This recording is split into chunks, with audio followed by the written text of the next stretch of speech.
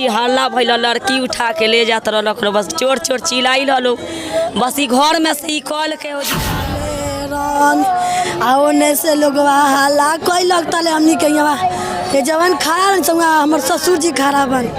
ओने से लोग हल्ला कैलक जे भाग गइल धरा धरा पकड़ में लड़किया रोलकिया मर्दानवा ई कॉल के भाग गइल तो लड़किया के भैया हाथ धो के ई कॉलक तो कह दिया हमरा के छोड़ दी लोगी ना तो हमर बाबू माई हमरा के मुंगा दी लोग ना तो हमर घर के मार दिलक सर्दी ना हो जिन मार दिलक फिर हुआ गोरत रहे सास लगी कचारत चल गेल एकदम। हां 5 दिन माने और लोग होने भाग इतना तो सब लोग मर जाए 10-12 दिन।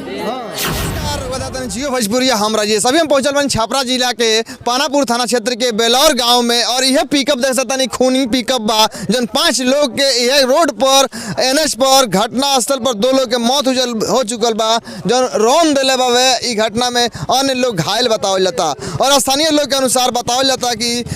लड़की के किडनैपिंग करे के मामला में आवता जन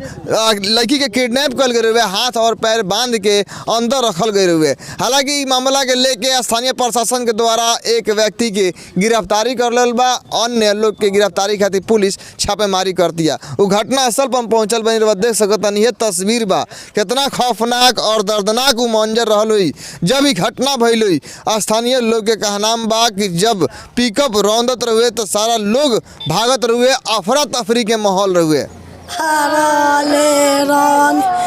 ओने से लोग हल्ला कैलक तले हमनी के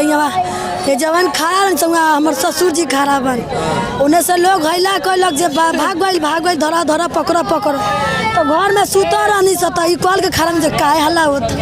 तले ओने से पिकअप आइल सर्दी ना यहाँ मार दिलक सर्दी ना हो जिन मार दिलक फिर हुआ गोरत रहे सास लगी कचारत चल गेल एकदम। हां 5 दिन माने और लोग होने भाग इतना तो सब लोग मर जाए 10-12 दिन। तौरू लोग 3-4 आदमी वन में घुस गई एगो छोट सास रही हुआ खड़ा गाड़ी गिटिया बा ओ जिन सास खड़ा रही उनका के मार दिली तो वो मर गई दौरे पर अथी हो गई फिर यहाँ से ससुर के मरल तो यहाँ फेंका गई फिर पिकअप वाला भागे लगल। हाँ मरते चलते रहता है पूरा पोल में लड़ाते बेरी मार चल गई। तो लड़की के किडनैप करे रहेगा अब हाँ लड़किए रलक पिकअप में लड़किए का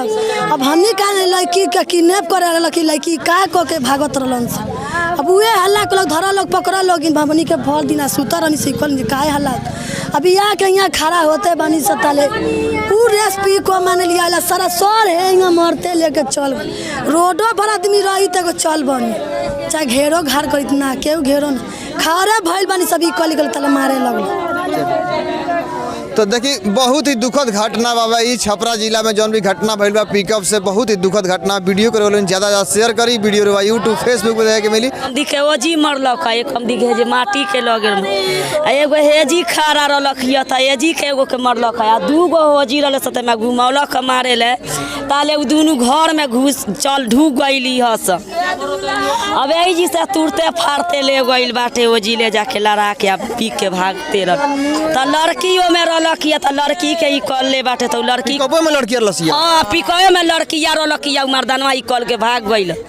तो लड़किया के भैया हाथ धो के कॉलक तो कह दिया हमरा के छोड़ दी लोगी ना तो हमर बाबू माई हमरा के मुंगा दी लोग ना तो हमर घर के इज्जत चल जाए। अब उठा के उ ले अइलक लोग तो हाथ में से के ना के ओकरा के लेके चल गइलक हां लड़किया के ले गइलक ई कमाए वाला एके परिवार कर लालो दुनु जना एक एगो उड़ल नो घर के आ जी के एगो औरत रली भवे भसुर रहलक तो ओकरा केहू ना रहलक सिलाई उलाई क के कमात रहलक बाल बच्चा के जियावत रहलक और ओकरा केहू कम निहार नहीं। बेटी निकलो बेटी 2 गो बारी से कुंवार मरद विकलांग बाटे कमाला माला ना लड़किया के लेके से भागत रहे पिकअप में। हाँ लड़किया के लेके लड़का भागत रहलक उन्हें के लोग चोर चोर चिल्लाई मानो पिकअप में लड़की रहलक अब चिल्लाई लोग चोर चोर चोर चोर तो लोग कॉल लोग अब कॉल के लोग रोड पर खड़ा भइल लोग यहाँ बस ओने से घुमा के कचरते चली आई।